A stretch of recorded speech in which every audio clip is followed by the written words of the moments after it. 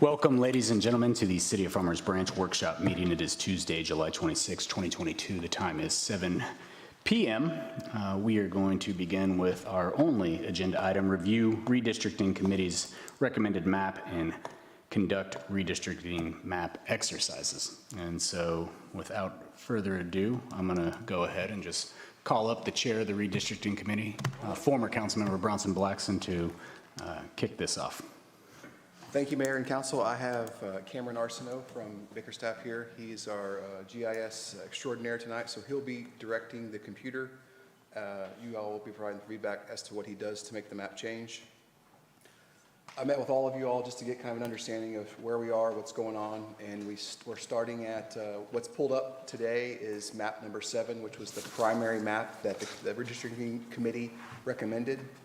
And so I will push it back to the mayor, and however we want to move tonight, we just need to have a set of instructions that we execute and we see what it turns the map to and what it changes the numbers to, and we can see, and then from there you could discuss any changes that you see, and then we can kind of move. So at some point we need to have kind of a consensus as to what we like and what we don't, something that wouldn't be changed or wouldn't be subject to change to continue moving the map forward. So I'll turn it back over to you all. Real quick, I know you sent out some emails. You made an effort to meet with everyone on council before the meeting tonight. Yes. And I guess, were you able to meet with every single person? Everyone. I sat down with all of them, and to get a better understanding as to where their position was and their stance was, because during the redistricting process, so they left us very on our own to let us kind of figure out what the take was of the residents that were on the committee. So we didn't have any issues with council members interfering or giving any feedback during the committee. So it wasn't until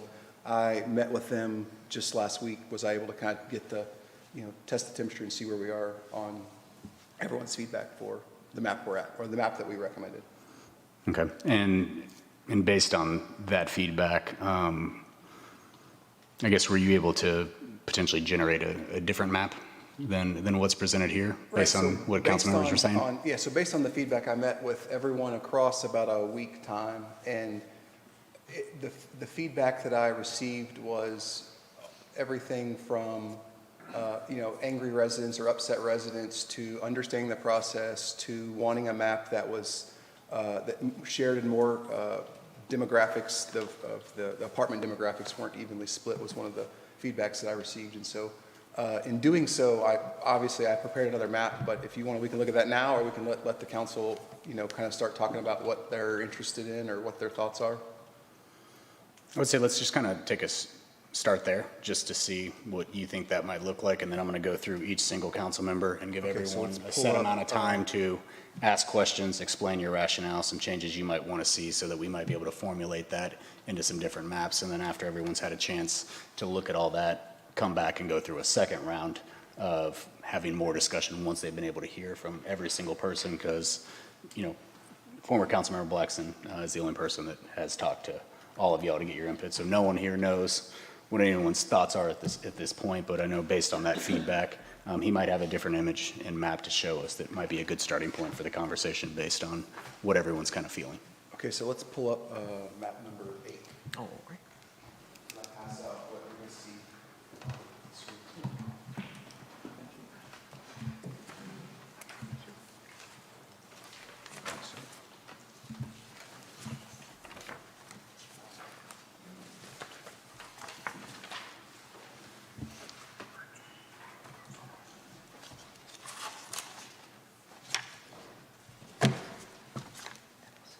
Maybe we can have like the lines for 7 Overlaid on later it. onto 8, or like vice versa. So what we can do is we'll start with just looking at the new map 8, or map 8 is what I'm calling it by itself.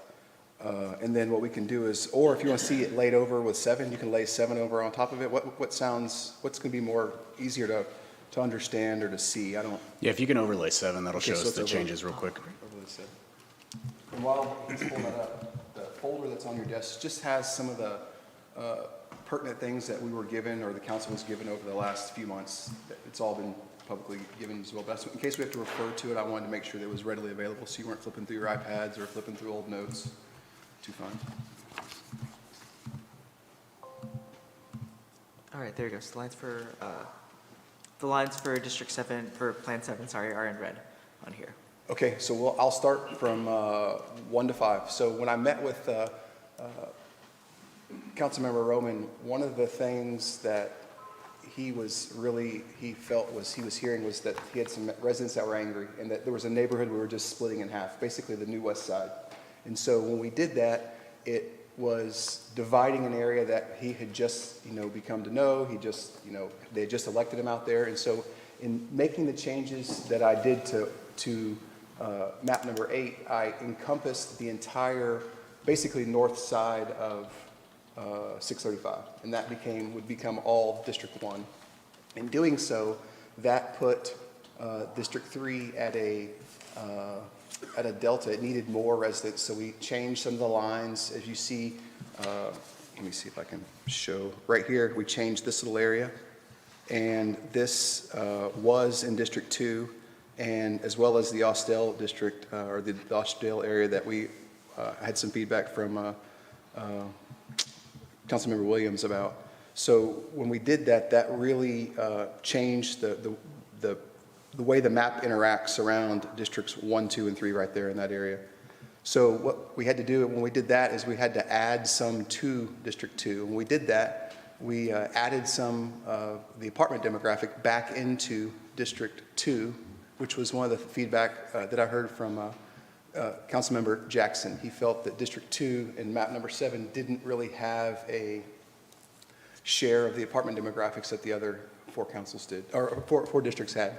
And then, so if we progress across the map, you see that where we were, the Johnson's Park neighborhood right here between District 4 and 5, we ended up taking and bringing all of that neighborhood basically into 4, so we're not splitting that neighborhood. And then we included this little area right here. There's some apartments right here next to the school that we included into 5 that were in 4. And really that's, you're seeing just a little bit of a change between 2 and 3. I mean, between 1 and 2 right here in the middle. And that really encompasses it. It looks a lot different, but it still kind of divides everything up how we had divided it in 7. And I think we improved our deviation from 4.92 down to 3.55. That's kind of the biggest things I could see, or I felt, from our, let me look at my notes one more time just to make sure. Are the demographics on the bottom, are those for this, is that for map 7 or is that for map 8? That's for map 8. Okay. Yeah, correct, map 8. And I could also pull up the charts for 7 if you want to look at them side by side. Does anyone want to see that side by side?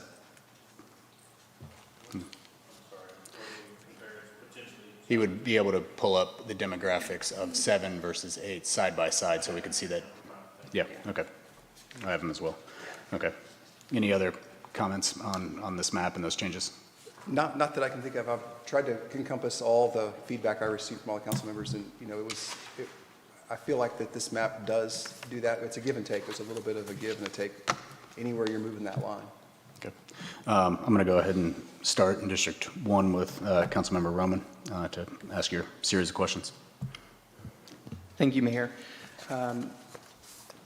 So I like this map because I think it encompasses a little bit more of the concerns that I was hearing. So I can only speak for my area and my district. I'm pretty satisfied with this area and this map as it is right now. I'll let some of the other council members chime in on how they feel about their specific areas, but in terms of mine, I think it encompasses everything that we discussed, so I'm fine there. No Thank you. questions right now.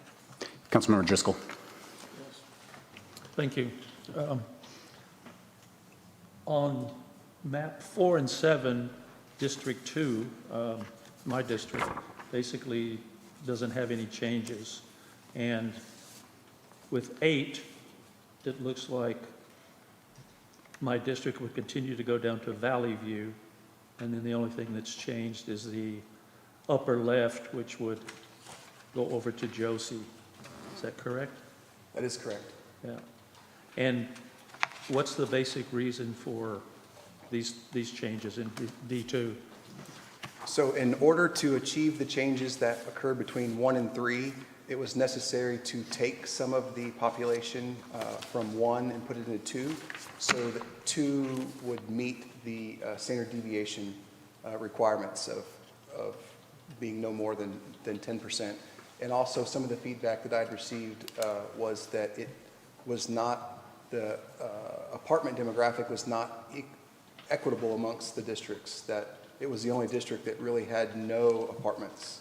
And it had some down by Terra Place, but I think those are rentals. I mean, not rentals, those are owner-occupied condos.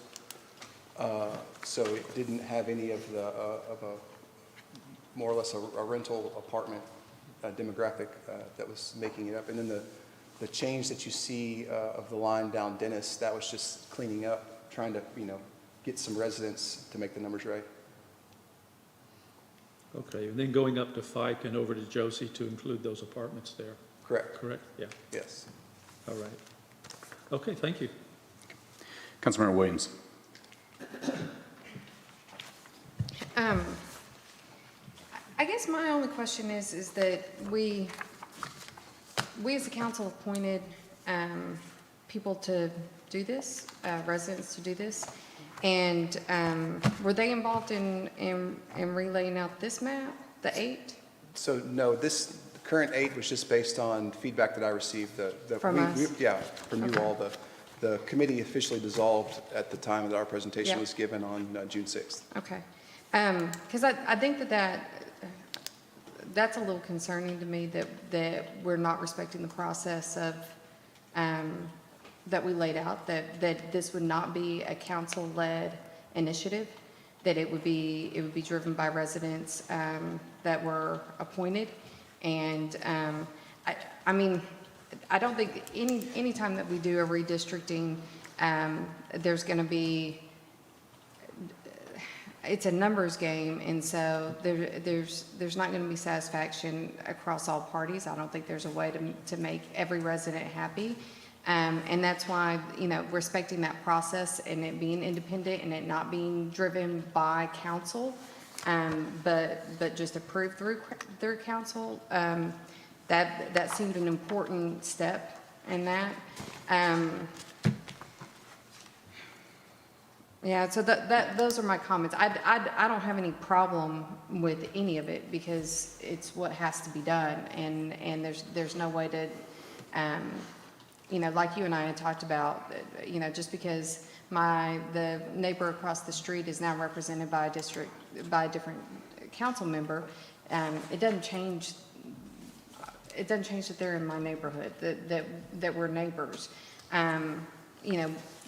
Having more people speak on behalf of on behalf of an area, a geographic area, seems to be a good thing.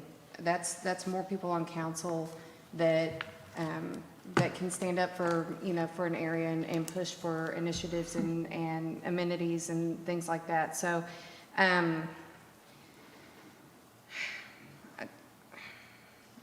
Like I said, I don't have a problem with the maps. Y'all do what y'all have to do in order to make this work. And as long as we kept to the rules of redistricting, but it does seem to me that we just kind of threw the process out. We appointed a board commission to do this, and they worked really hard and spent a lot of hours. I watched all of y'all's videos. I know that y'all didn't make any of those decisions lightly or easily. When I talked to the 2 commissioners that I'd appointed, they felt like they had done the fairest work that they could, and did the best work that they could. And so, yeah, those are just my comments on it.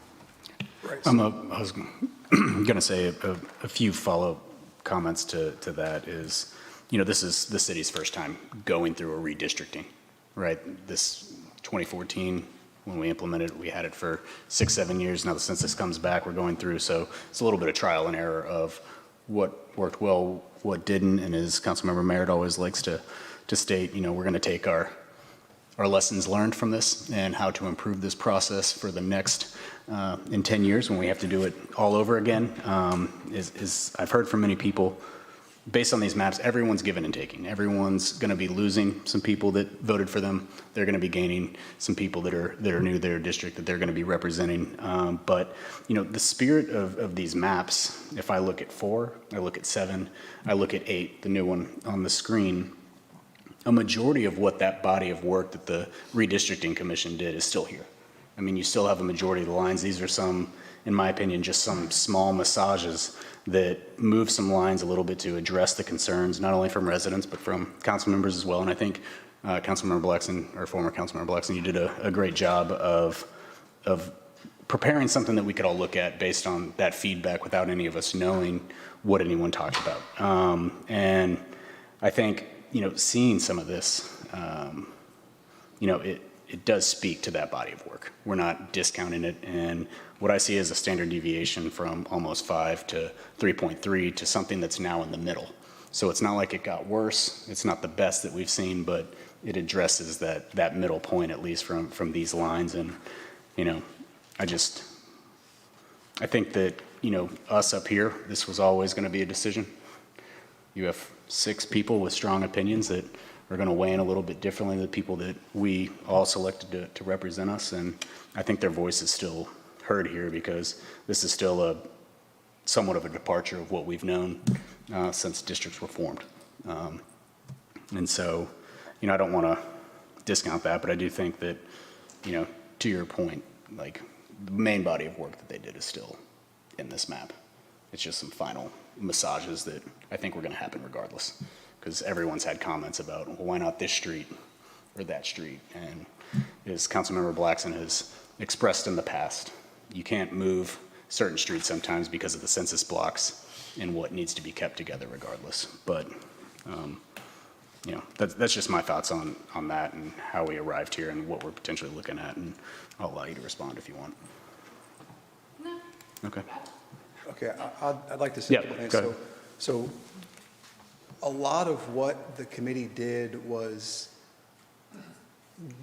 got their brain and got their thoughts around change, because this is change. This is all change. And with it being change, when we all started, I couldn't have ever expected the group to be unanimous like we ended up being that. And I think that speaks volumes for everyone in the room. There were people in the room that I think more of the people in the room are in different districts than stayed in their current district. And so that was something that people had to understand and kind of wrap their brain around. But the body of our work and the hundreds of hours that were spent are still very, very representative of what we see here. You know, some of the major defining lines that the group agreed upon was Webb Chapel North and South being a dividing line between 2 and 5. That's something that was decided very, very early on. And then Valley View being a dividing line between North and South. And this map actually improves that. And we always, as a group, struggled with the way districts 2 and 5 and 4 interacted around the Four Corners area. We've multiple maps drawn different ways to show how that interacts. So when doing this, it improved some of those things that the group, you know, agreed upon and were some of our founding principles in the beginning. And so I haven't spoken to the group about it. No one knew that I was going to bring back, not even the council knew I was going to bring back a map until I asked them to print out about 30 minutes ago.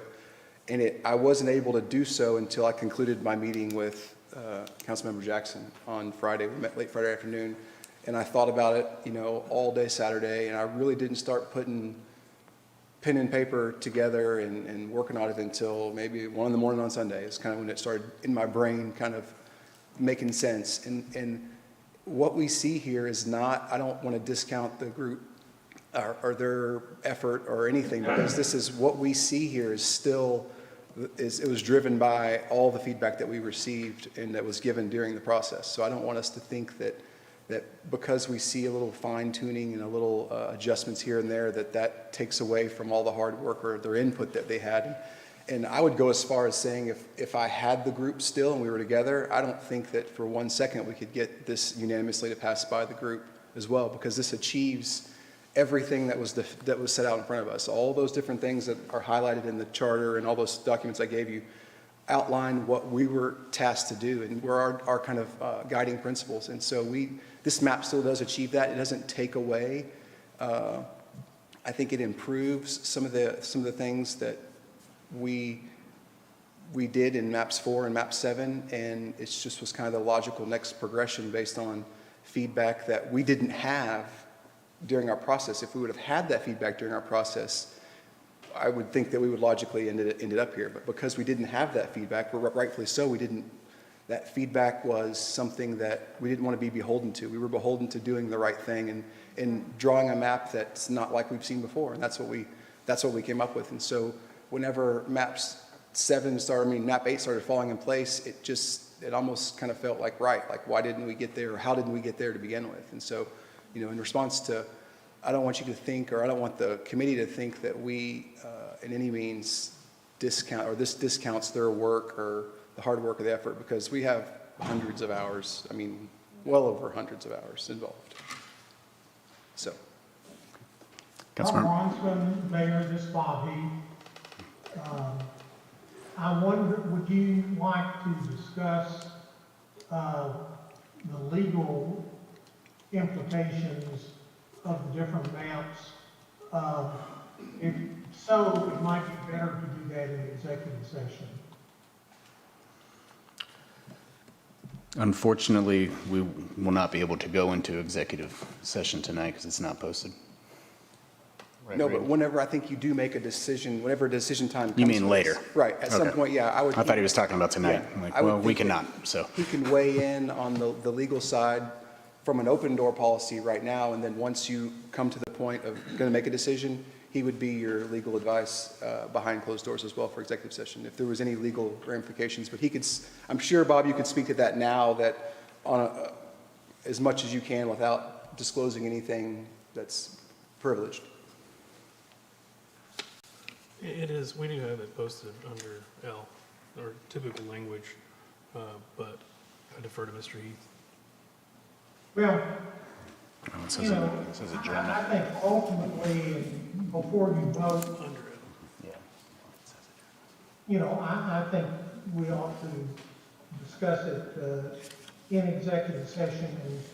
And one of the things I would talk about is, obviously, we were sued however many years ago, and what the odds are of being sued under one map versus the other. And I think that's something that we probably don't want to discuss, tell people what their options are, or what different theories might be. That's something that the executive session provision is designed for. Okay, thank you. Councilmember Jackson. Thank you, Mayor. So first, Commissioner Waxon, thank you for all of the work that you did. I know it took a lot of time, particularly meeting with each of us individually and the time that we spent together, and it was very productive. And the commission itself, and I said this a few weeks ago, a big thank you to all the time and sacrifices that they made. This is a very complex process, and moving one line is highly sensitive and creates a domino effect. And so it really is quite impressive, the amount of work that you guys got done in each of these sessions. I watched each of them, some of them multiple times, and they were very engaged, and I was proud of the work that they did on these maps. That being said, I echo the comments that Mayor Dye made. Map 8 has a lot of that work within it, and what we're doing tonight, I think, is simply a refinement process. If you don't mind, can we zoom in, because I can't read the streets on these maps, and I don't know what they are. I want to make sure I understand. I'm looking at the border between 2 and 1. So we have Dennis Lane that then comes down, cuts then across Josie, and then down Sundown Trail. Okay, so we're dividing Sundown Trail, so one side of the street's in 2, one side of the street's in 1, right? If we go to the bottom of District 5, and we see that Longmead, right, there's a row of homes that are facing south on Longmead that are going to be in District 5 versus across the street, which most of those homes are, that's the side of homes, but those will be in District 4. But if we look a little bit more to the east, we see that Belfield is divided, and then we get to the creek, and we have a natural divider there. If we go just a little bit southwest to the top corner of District 3, we've skipped across Valley View. I'm sorry, go back to the east a little bit. We've skipped across Valley View, and now we've divided what we all, I think, call the Austell neighborhood. We've divided it along Eric Lane, so you've got homes across the street from each other. One, the north side is in District 2, the south side is in District 4. Am I following these lines correctly? Okay. Okay.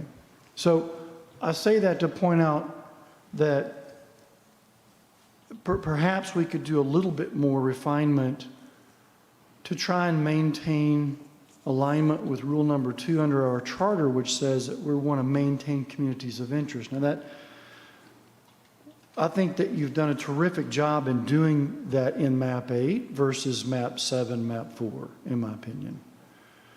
Because all of the districts largely retain their current constituencies. And like my peers, I appreciate and respect the process. I accept the fact that I'm going to lose some and gain some. I've got a lot of wonderful new friends out there I was really excited about. And in all of these options, I lose some of them, and we're both going to be disappointed. But that's what we have to do, and for the greater good, I'm 100% good with that.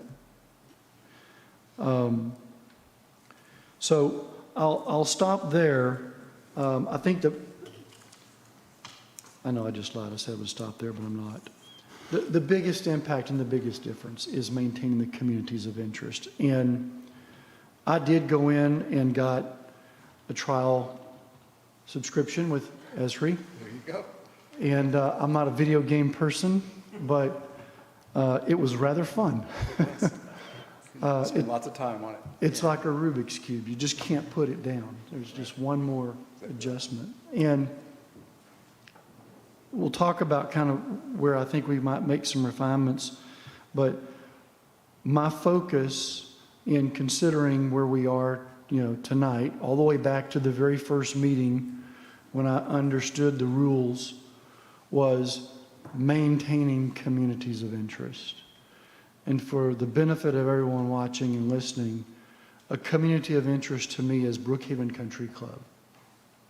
It's the Austell neighborhood. It's Mercer Crossing. It's those neighborhoods that has nothing to do with barbecues and picnics, has everything to do with common interests and needing representation and being able to come to City Hall or to interact with our city government with representation that lives it, understands it, advocates for those residents. And to me, that means we need to really, really focus on communities of interest. And in fact, if you read new rule number 2, it says it twice. It says the same thing in 2 different ways. Communities of interest should be maintained in a single district, and attempts should be made to avoid splitting neighborhoods. So it must be important if our attorneys and the council at that time said it twice in our charter. So I just wanted to put that out there for everyone, that I think that that's really important that be our focus. The deviation, we're there, under 10. That's the Voting Rights Act requirement. We're under 10%. Getting closest to zero, great goal, but that's not the most important. Well, it's important we stay under 10. It's not as important that we be at zero. So I think you did a great job of getting us down to 3.5. And I'll yield then to Councilman Merritt for his comments, and I look forward to fine tuning a little bit. Thank you. Mayor, I wanted to say, I wrote a couple notes down. So a couple of things you said kind of brought some ideas to forward. And whenever I look at the charter, I kind of highlight some of these and provide it with you. And I think Bob can speak to this. It's important that we maintain community's interests, but if we read some of the things that are there, I think there are probably a couple other things that are more important from a legality standpoint, and that be the discrimination based on race, color, membership of any language minority group, and that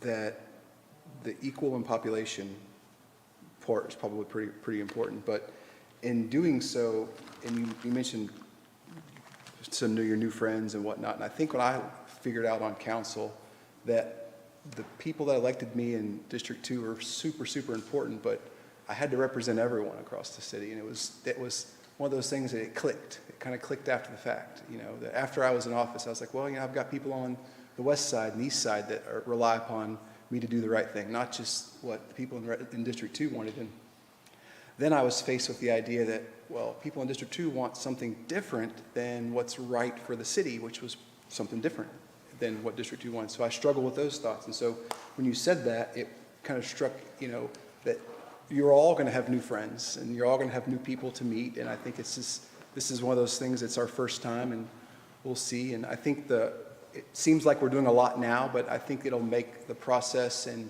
8 years and 2030 look a lot different. I think it'll be really fine tuning then, because we'll be built out a lot more on the east and west side, and we'll see different population numbers.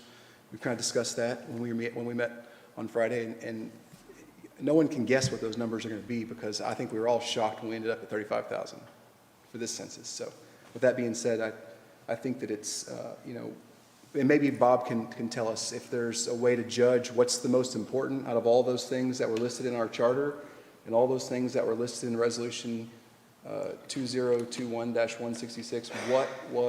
Is there one that's more important than the other? Well, certainly the most important, I think, are equal population, because that's a constitutional requirement. Also, compliance with the Voting Rights Act, because that's a statutory requirement. So those are the top ones. The others, and anything in the charter, I think, would be as well. But the others, you want to do them. They're probably less importance than the constitutional statutory requirements. But the other thing to realize is that it's not going to be possible to comply with all of those, because sometimes one works against the other. For example, equal population requirement may require you to split a neighborhood because you can't get equal population otherwise. Similarly, where people on one side of the street are in one district, the other side of the street or the other, that's going to happen whenever you use streets as boundaries, and one of the criteria is that you use recognizable boundaries such as streets. So, you're not going to get it perfect, but the top two are equal population and voting rights. So just in response, I 100% agree with you that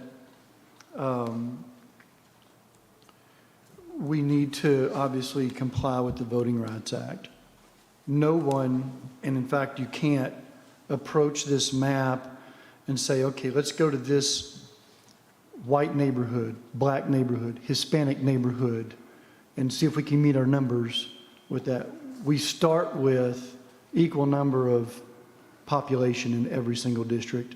And then at the end of that, do we meet some of the other criteria, right? There's a bit of a pecking order, if you will, in getting to where we're complying with our charter, and of course, within the charter, we're complying with the laws. But anyway, so that's all I wanted to say. Thank you. One sec. Councilmember Jackson, appreciate your comments into, I think all of us agree that keeping neighborhoods of interest intact is a priority. But when I explore the 25, 26 different neighborhoods that we have in Farmers Branch, considering the west side and those new neighborhoods, and you got your Cambridge Crossing over there by Prairie Crossing and Midway, you know, that aren't on the city's neighborhood map, but we know they exist. 8 actually does a better job of keeping a majority of those neighborhoods intact. If you look at every map, there's always 4 or 5 neighborhoods that get split in some way, shape, or form. And when I quickly just went through all the neighborhoods on the map that's on the website, it's all there. Going through the lines 4, 7, 8, I think it actually did a better job of keeping the majority of those neighborhoods of interest kind of together. And I mean, one thing I want to know, because I mean, it seems it's one street here, it's one street there that makes the difference. Are there any issues with going one street? I haven't seen it personally. I didn't play the video game all weekend, but. Councilman Jackson mentioned one street, and I think this is a great time where we can show what happens between 1 and 2 when we change one street. We can take and make it not be Sundown, and we can make it be Dennis, and show you all exactly what happens. It's going to be live. It's going to change the deviation for our overall, and it's going to change the deviation for that individual district. And I think this is a great opportunity to go ahead and make a change. Here, zoom in right there. Could you just move Austell to Valley View and bring it all into one neighborhood? We'll do that in 1 second, Okay. but let's do this and show what happens. So where we were, and then we're going to take that and move it. And all that did is that made the map more visually appealing because the line doesn't have that jog in it, and we're using a bigger street opposed to Sundown versus. So look what just happened. We went from 3.55 to 6.79, and the delta between 2 and 1 is now 500 people. It's 341 high, but they're already 145 short. So that's a good barometer or a good kind of exercise to see. Mayor, you want us to move 3 streets? That's going to be like. Well, no, I'm yeah, just. say, I mean, we can do that. So he can hit the undo button, and we can undo this. And then as we continue down and let David, I think we'll come back, and you can all talk about if you want to move one here and one there. But that just shows you how I would love to have that be more of a contiguous line there, but the numbers just didn't work for that specific. We're still under 10, but I think we're moving the wrong direction to straighten the line up. It almost doubled. Right. So we'll just go ahead and hit the undo button. It's the best thing about these video games. You just undo, right? Yeah. Okay.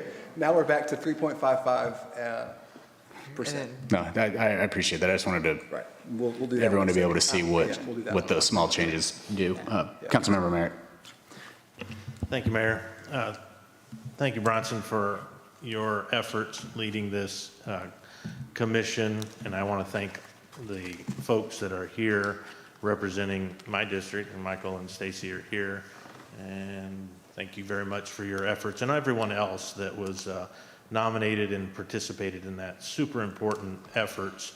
I started with this, as we made these nominations, understanding that I had neighborhoods that already have these splits, if you will. Parts of Tanglewood, south of Brookhaven Club, one side is in District 5, the other is in District 2. Candlewick, for example, also north side of the street is in District 5, mine, and the south side is in District 2. Southern Pines, you can do east and west, the same thing. So these are not new experiences across the community. They're odd, and they don't always fit the mold. So I knew that going through and dividing, so we got closer to this 7,100 number for each district. It was going to be an interesting exercise. Appreciate all the time that the staff of Bickerstaff has done, bringing this tool set, which I can't imagine doing this 30, 40 years ago or beyond, the amount of paper and map skills that would have been necessary, let alone the tabulations. Just a fascinating capacity, as we've just witnessed, making changes. I know that I received, half a dozen emails that my colleagues probably also received from community members that were concerned about keeping neighborhoods together. We've already talked that was one of the main facets of keeping them together. But there's a process, and I'm a process-oriented individual. There's a process in order to get to that. And so the fact that we have maps 4 and 7 that were presented to us back in the June timeframe were very helpful. The opportunities that Bronson, that you took in interviewing or engaging each of us up here through private conversation, certainly helpful to drive to what we have now in front of map 8. I think I'm comfortable with map 8 in the way that it's laid out. Since we have the magic of technology and we overlaid map 7 with map 8, could we now, as we're talking map 8, could we overlay map 8 with the current district map? Sure thing. This would show the delta of where we are. Okay, got it. Turn off map 7 and then add the benchmark map.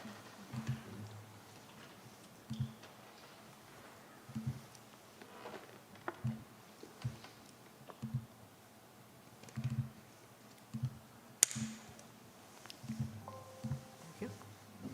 Now I'll zoom out so you can see the whole thing. If you want to bring this down so it's a Yeah. little bigger. There you go. Can zoom out even more. No, that's not so much. Okay. Maybe a little bit more. Okay. Is that good? So that shows Our current benchmark map from the initial assessment, which is where we are today, laid over map number 8. correct. So the red lines, as we were just discussing, and I'll use my district as an example, down Southern Pines, across Brookhaven Club Drive, and down Tanglewood, shows that District 5 grows to the south, and we've explained this. I think these are the kind of variation in the communications that will be super important as we move forward if this is the map that gets selected going forward. Communication with our community is paramount. I've said that from day one sitting up here. We need to make sure that we communicate what's happening and why it's happening. This is mandated, as we've already talked about, so this is mandated by state law, based on the federal census, et cetera. And we groused, as you mentioned, Bronson, about the numbers, thinking that we had a lot more. But we know we have to deal with the numbers that we have. So I think we've done a very good job, you've done a very good job of trying to keep those neighborhoods together. Based on the communications that I've received from the community, most of them on the west side, their neighborhood stays intact with the new map 8. So I think that there'll be, that should be well received. I think the overall deviation at 3.5 or 3.55 to be specific, is in tune with what we've had, as you pointed out, with maps 7 and 4, as well as the maintaining of 2 predominantly Hispanic districts that were also in maps 4 and 7. that's retaining here. So it gets down to simply taking a street here or there. I will ask probably a very odd question, and this may be going back to Mr. Heath, and perhaps Cameron, this is something you can do with the technology. When we do talk about dividing a street, is it possible we'll use, let's say, Eric Lane, which is in the map 8, which is split in District 3. Is it possible to put Eric Lane all in one, both the north and south side of Eric Lane in the district? Will the software do that, or is it literally take it It's based on the census block, and the census block is drawn down the center of the street. down the center of the Not street? the- You've not the answered alley, yeah. you've answered the question. I think it's super important that people know that the census block is drawn down the middle of the street. So it's really important that I wanted to get that out into the public space for that conversation. So thank you. Mayor, I don't have any other questions. I look forward to further discussion this evening and beyond. And Thank you. a couple things. So the census blocks that we have, I'd consider them the bane of my existence. If they looked differently, if there's about 6 or 8 of them that if they were different, this map would look different. This map would look a lot different. And because we can't split a census block, it precludes us from even considering what we could have, should have do with one that's split. So with that being said, we'll definitely take the route of recommending when we get to that process in 2029, and we have to recommend our shapefile to the census, or the Census Bureau, that will recommend that because of this reason, or because of this reason or that reason, this is why we like to have those split. So. Councilmember Roman, do you have any additional comments? Councilmember Driscoll. Yes, thank you, Mayor. Yeah, just looking at all of these and looking at our current district map as it stands, it's always struck me that it skews east-west. And from the criteria, one of the criteria is communities of interest and neighborhoods. And so when I look at our current map, that doesn't make a whole lot of sense to me, just as a layman. That aside, I think 4, 7, and 8 are vast improvements on our current district map. And as has been discussed here, currently, there are several streets that are split. One side is in one district, one is in the other. And, that struck me when, I filed to run in 2020 when I looked in detail at District 2. But as Councilman Merritt has stated, there are several streets that we share in a way, that one side is in his district, one side's in mine. And so there's not a perfect solution for neighborhoods and communities of interest. And, we can spend all day discussing, defining, debating all those terms. And I think as, Mr. Heath outlined, the two most important things are equal population requirement and Voting Rights Act. And as he suggested, we're going to need to have a executive session, because I don't think any of us would like to have the city sued for any reason as we go through this process. But I think all 3 of these maps are great improvements on our current district map. And if we need to, move one line here or there a little bit, I think we can entertain that, but hopefully we can all come to a consensus that we can all live with. But as it's been stated, we're all going to lose some, we're all going to gain some. But I don't see a way around that personally. And that's really all I have. And thanks again for all your work and the work of all the committees, some of whom are here. Councilmember Williams.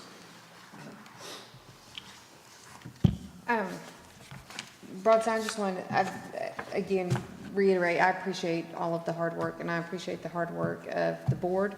And, I don't think there's an easy solution. It's just what we have to do. And so,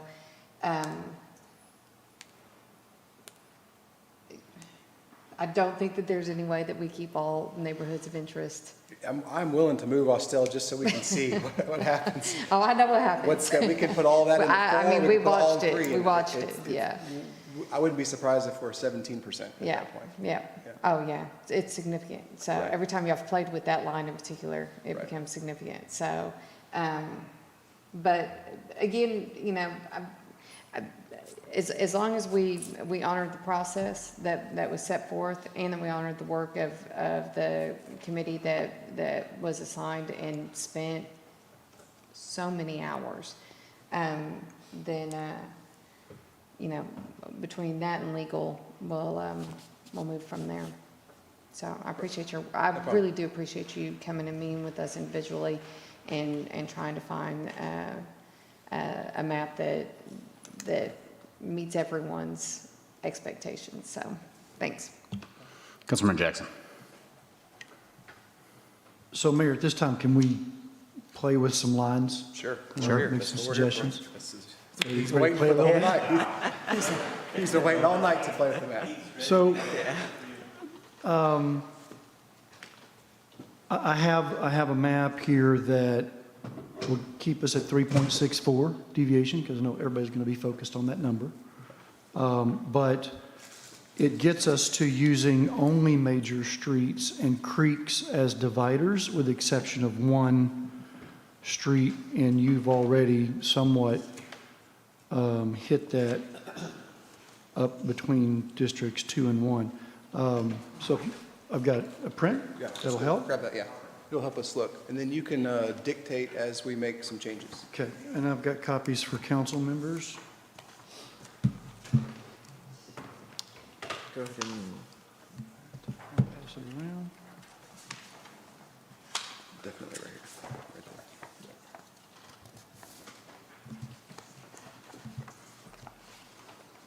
That needs to go to 1. And then there's a section right here. These two, I think there's those two.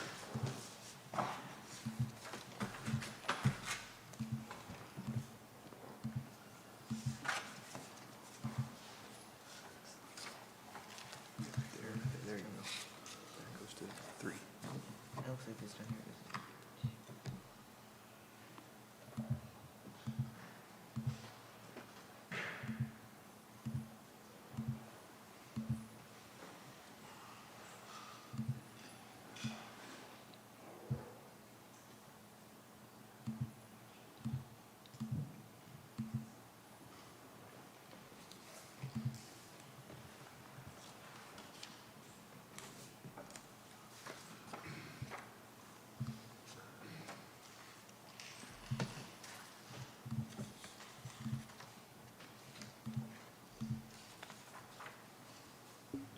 Oh, I see what you did. You took alpha all the way across, right? Yeah, so right there. Yep. I wish I could, we used to be a little different. But it could just be our software. Let me see. So we got the creek. We've got Johnson's Park. We got this all. Okay, right here. So those that are, No, I got those. okay, yeah, they're in there. 4.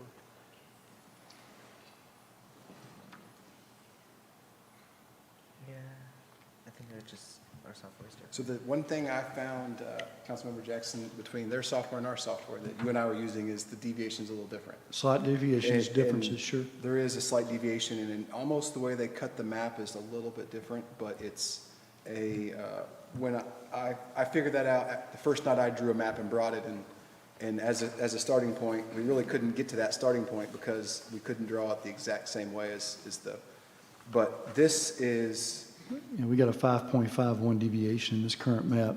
right, so do all the lines look maybe make the bottom Yeah. a little bit bigger and zoom in a little bit so you can see it. Yeah, can we remove the current district overlay so it's a little bit easier to see? Right.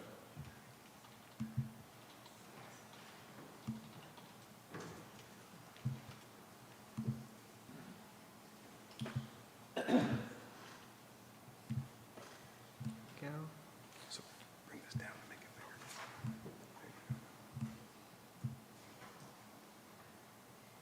There we go. And it looks like, right, with these new boundaries, the main thing that's causing the deviation is District 5 is the smallest district. So if you wanted to add a little bit of population, you could, to District 5, you could. Between 5 and 4? Yeah, more 5 and 2, but yeah. Could you repeat that, please? I apologize. So currently with this, So make that a little bit bigger so yeah. they can see all 5 districts. Yeah, District 5 is underpopulated, and So what that shows up there is District 5 has a population of 6,906, and District 2 has a population of 7,300. So that's your deviation, is the spread between 2.04% high and 3.47% low. That's where you get your 5.51. So what we would have to do in order to get people from 2 to 5 is you would use the Johnson Park neighborhood because they happen to be side by side. You could use that. You could take you could take a couple of those streets out of there and put those into. Well, I would go from 4 though. Yeah, I'm curious. here's a slight variation. Okay, go so now.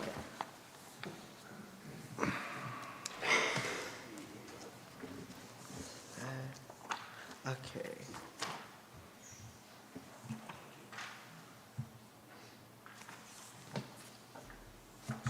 They go back to that street. Yeah.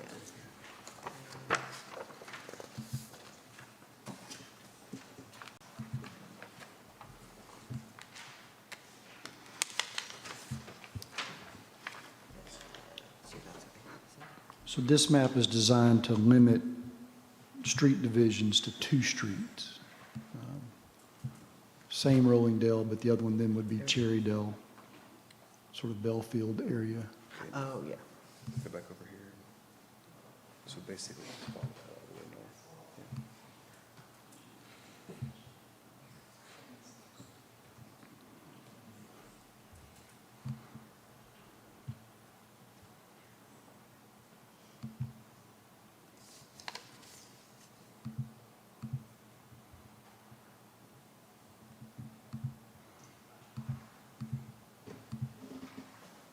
Here we go.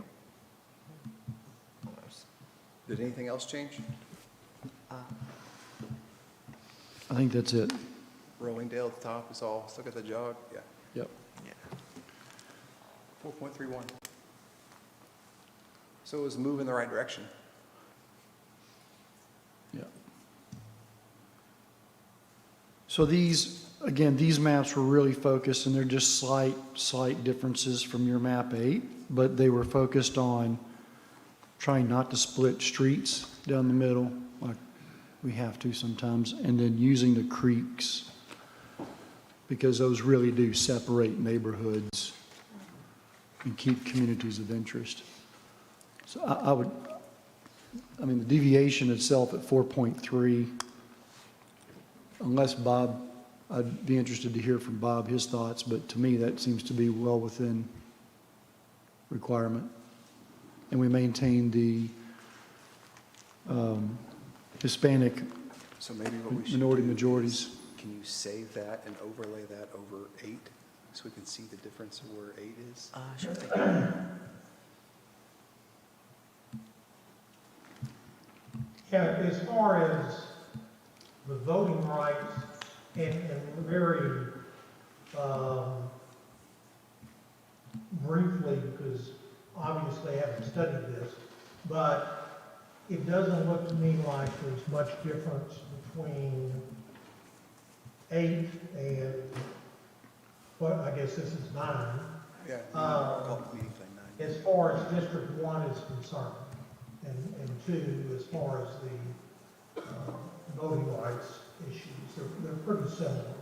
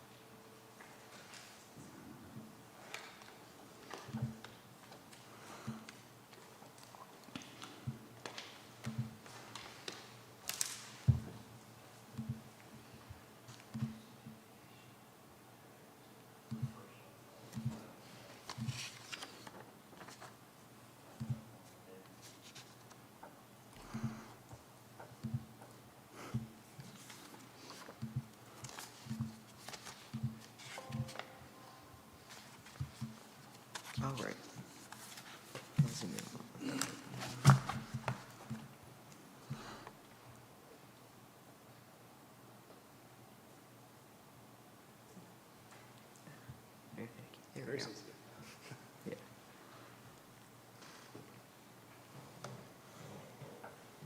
So if I'm looking at, I see the Prairie Crossing was not in 8, but is in 9, or no, vice versa. So the red lines are the new map 9, and the map that's there is just 8. So Prairie Crossing is not included in map 9, and then you've changed the way the Johnson Park neighborhood is split, instead of it being horizontal, vertical, it's split horizontally. And then you use Farmers Branch Creek to split the districts 4 and 5, and you use Rawhide Creek to split districts 2 and 3. Correct. And the other thing that I'll note in this one is, if you could pull up the stats at the bottom of the matrix.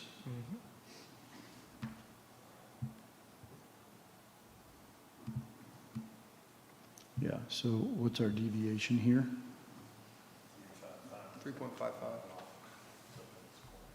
Oh, okay, sorry, I'm calculating it on my own, thank you.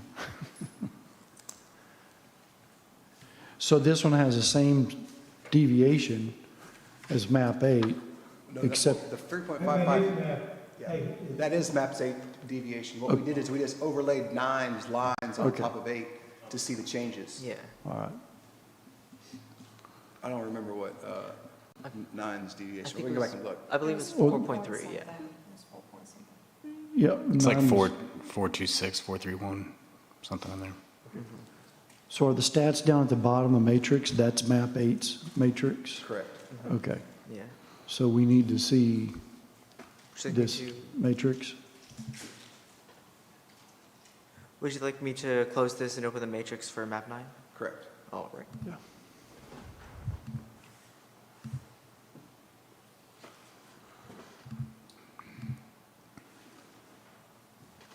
Here we go. All right. And I could also, if you'd like, alter between the two versions that you had. Well, I gave them a printed copy of map 8's plan or deviation. Let's see. And then here's the matrix for map 9. Okay, 4.31. Is there a way that we can see the matrix compared from map 8 and 9? Side by side. You have the copy. Yeah. No, the percent, oh, I see. Okay. Then I'll just, there you go. So this version map 9, it's 4.31 deviation, only a very, very slight change in the minority-majority districts 1 and 2. District 4 suffers the largest gap. District 1 is also, District 4 and 1 are both under populated. I would suggest those two districts are one that probably going to experience the most growth over the next 10 years. Not a criteria, just an item of interest. In looking at map 9 versus map 8, there's nothing that from I won't say a commission standpoint, but from my aspect, I feel like they're really, really close. You're utilizing natural boundaries versus streets in effort to avoid splitting streets down the middle of the street. So that's, which there's something to be said for that as well, you know, trying to minimize that.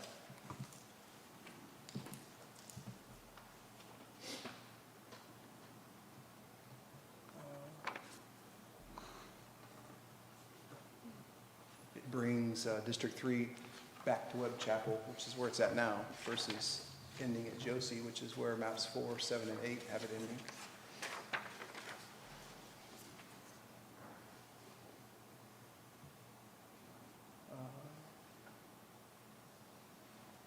It still preserves spreading the apartment demographic across all the districts by keeping that piece at the very top part of the map between 2 and 1.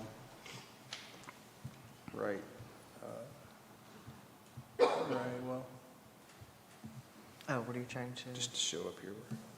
Oh, yeah. There you go, just between this area right here.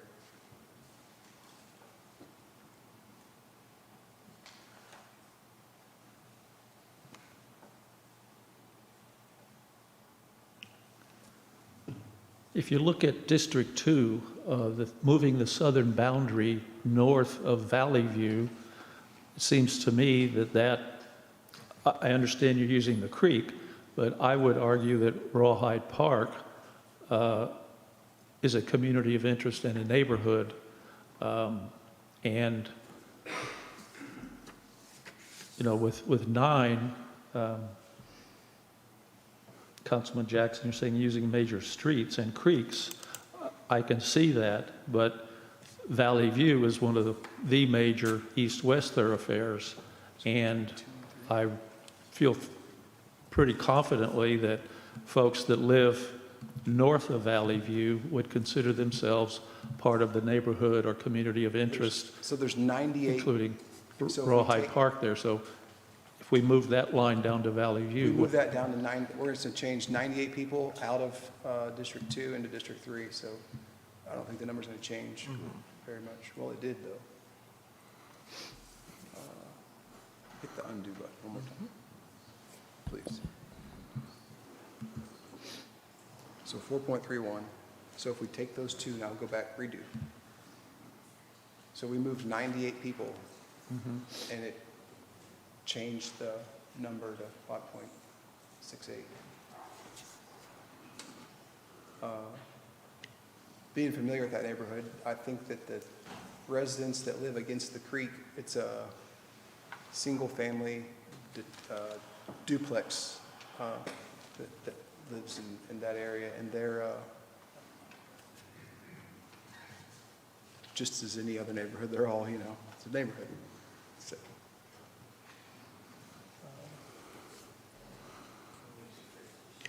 I'm indifferent on it, and right. I think Councilman Driscoll is correct. You know, Rawhide Park, you know, whether the people across the creek know each other or not, they all consider themselves part of that same neighborhood. Right. So I'm indifferent to that change, frankly. But in making that change and us going to 5.68, I don't think that gets away from the merit that the group put together. We set an artificial goal, well, I did, for the group to stay below 5. And Bob corrected me many times as that might not be possible, but we put the time and effort in it to make it possible. But that, us being slightly above it, I don't feel that that takes away from many of the merit that we put into us getting there. And I've said this many times, our group was unanimous, and I want the council to be unanimous. So I think that speaks volumes for the effort that we put into it and for what you guys have to take on and do with this. And I think from a legality standpoint, I think it just shows, I may be completely wrong, but I think it looks better if we're unanimous. I think it feels better. It may feel better. That may be the term I'm looking for, is it feels better, but it smells legally better too, I think, if I'm going to say that. And I think that says a lot if this was to be challenged. And obviously, you'll have those conversations in executive session as to what, you could get challenged no matter what map we choose. That's kind of the ground we're on, so, but. I would agree with that, Bronson. I think that given the amount of work and the scrutiny that the maps have been under for the last several months, if the council were able to come to a unanimous decision on these maps, it simply validates that it's been tested, as Dad would say, 6 ways to Sunday. Councilmember Merritt. Thank you, Mayor. Richard, you've given us a lot more to think about with another map. But I do appreciate the intent of trying to use the major thoroughfares as boundary cuts, if you will. I think using the creeks, as we just saw with Rawhide and Rawhide Park, kind of, you have to pick and choose a little bit, so there's a little bit of an issue there. Again, no perfect solution here for everyone. Everyone's going to give and take, as we've already said. I think there's just an opportunity now to perhaps have the team on the other side of the map drawing experience here, really draw these out, having all the graphics for streets, because it's very important. I know, Richard, you shared rough graphics with us. Appreciate that. Doesn't necessarily get to the street level like we're seeing on the overhead and the screen at the moment. So look forward to more discussion. I don't have any, heartburn, if you will, on this. 5 changes somewhat from what was drafted in map 8, but not dramatically.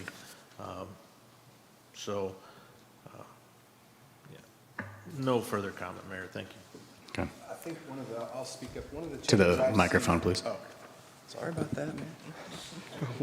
One of the things that I think I see between map 8 and map 9, which has been a sticking point I heard from Councilmember Williams, is that the Austell neighborhoods, we know they're very close. We know it's a close-knit neighborhood.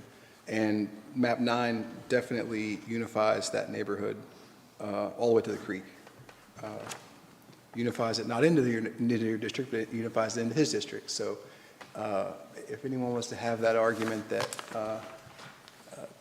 that's definitely a unifying thing, and I think making the change, dropping that from Farmers Branch, from Rawhide Creek back down to Valley View, I think that's a good change to make for that. The map didn't look as visually appealing, if I'd say. But aside from that, like I said, I don't find any, I feel like these are very similar, where this is just a streets here, streets there kind of thing. And speaking on behalf of the committee, I don't think that they would find any issue with 8 versus 9. And I think that he can flesh this out and put all the numbers behind it and make sure they're all in the exact place, and they'll email it to the city secretary, the exact, and that'll be the discussion that you all have to make a decision. Do we need to run the compactness test on it real quick? Sorry. Or Bob, do do we you want to feel like- answer the compactness tests? Because there's like 6 of them. Yeah, we can do that. I find them not very helpful. I think it's one of these things, you sort of know it when you see it. We can run the half a dozen compactness tests, and one of them may say that 8 is more compact, and another will say that 9 is more compact. It just depends on which map, which test you're using. A lot of it is affected by the outer boundaries of the city, which you don't have the ability to do anything about.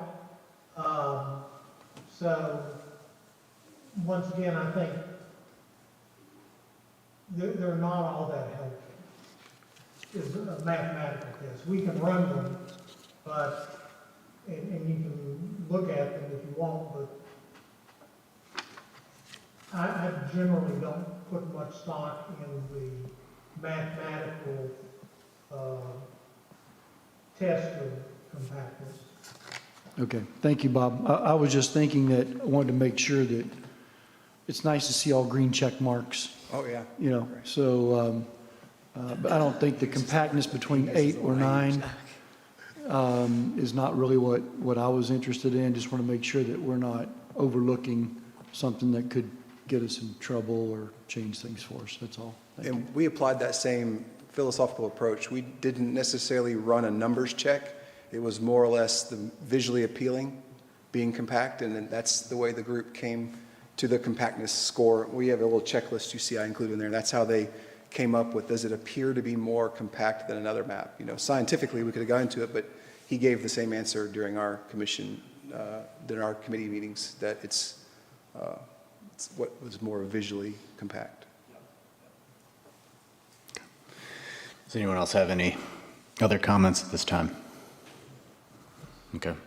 I guess as noted from council, are we able to get a map sent to us that's the current version of 9 with all the stats, and the street's kind of blown up a little bit better, so we can view that better than the printout we were given. I'm going to recommend that we have a few more meetings on this. I'd like to put it on the agenda at least twice for citizen comment and engagement after this, but also for more discussion from us that's not really a workshop, but more in an active manner in terms of moving towards making a final decision. And we'll have an executive session at the next meeting that this is addressed, yep. So we can get any legal questions answered that we want. And so with that, if there's no other discussion tonight, I would, Councilmember Driscoll. Yes, thank you, Mayor. Just one question. Would it not make more sense for us to have perhaps the executive session with council before we have the kind of public meetings, which we need to have, but I think we really need to get the any legal challenge type questions settled in executive session before we, really present it for further discussion, but we do need to have the further discussion. Yeah, That'd be my suggestion. we can make sure that the executive session is before that. Yeah, thank you. Okay. Again, I want to thank the Bickerstaff team. Appreciate y'all being here tonight, being a part of this process, making all these modifications. I also want to thank Bronson for your leadership and the commission as well, and all the commissioners. It's a lot to go through, but this is a huge decision for the city for the next decade. So we appreciate that effort and look forward to hopefully making right by the time and energy that you all put in. But if there's no other discussion for the group, I would make a motion to adjourn. Second. I have a second by Councilmember Driscoll. Any other discussion?